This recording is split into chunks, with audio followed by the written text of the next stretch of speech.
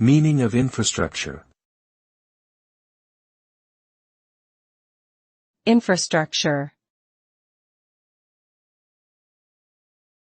Infrastructure.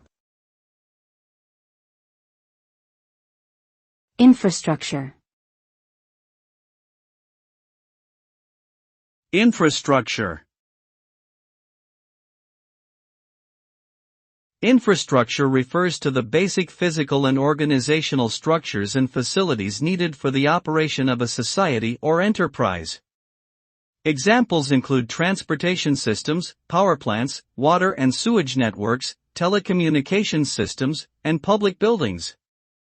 Infrastructure is critical for economic development and social well-being, providing the foundation for businesses to operate and people to live their everyday lives.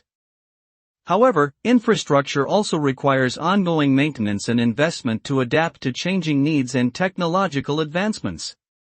Neglecting or failing to invest in infrastructure can lead to significant consequences, such as diminished economic growth and increased inequality.